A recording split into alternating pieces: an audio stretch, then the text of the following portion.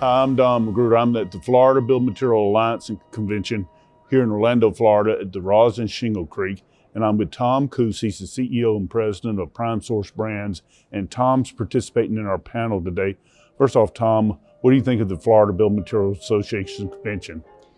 Looks like a lot of fun for starters. You got a good crowd here. They seem well versed in the industry, and their business is good right now. So they're looking for ways to get around what we're all dealing with COVID and cost increases and such. But pretty exciting. You got a good turnout here. It is. The supply chain disruption is going to be our topic this year.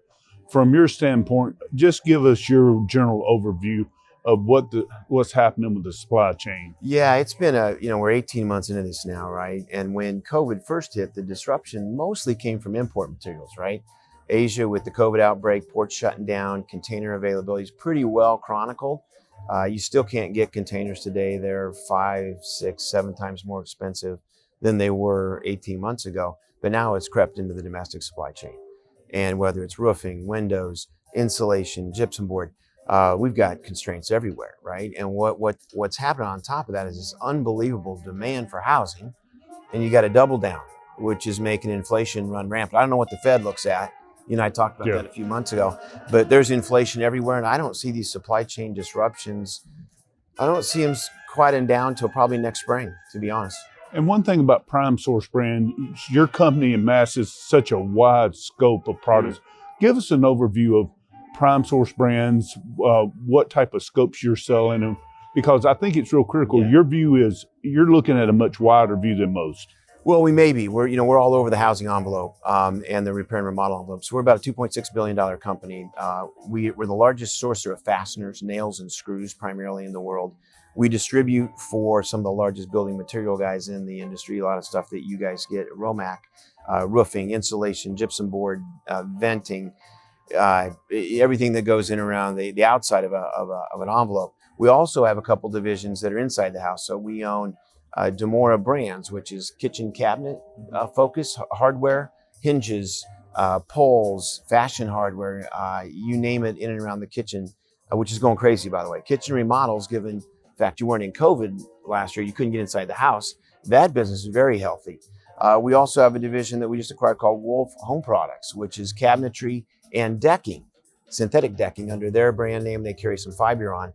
Those categories are going pretty crazy as well. So we cover a lot of the envelope. We don't touch lumber.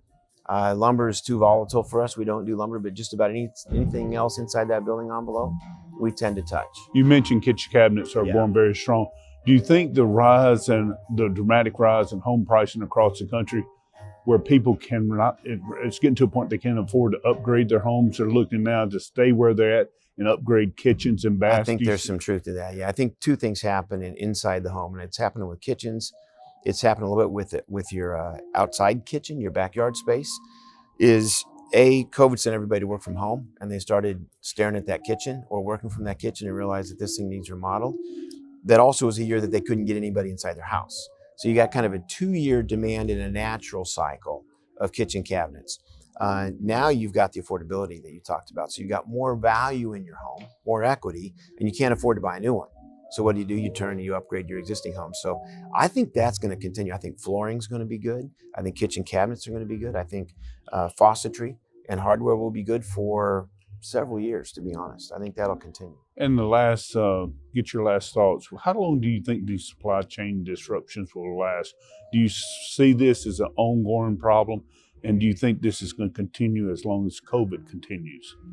Oh, I don't think there's any question. As long as COVID is still around, you're going to see disruptions, especially on the import side. And I could go into all kinds of detail. We bring in about 25,000 containers a year, and it's kind of a mess in countries like Vietnam, Thailand, Malaysia. Everything's China, but that's obvious. Those other countries are having just as much trouble. When you get to the domestic side, I think the magic question is does housing and construction slow down a notch because of affordability? I think the demand's out there, but I think the affordability could slow it down. When that slows down, it'll let the industry catch its breath a little bit. And I think that will happen. I think you'll see that happen through the fourth quarter, first quarter. Then what's the new normal look like? I don't know. I think it's going to be good though. I think you'll see real steady demand in housing because of COVID.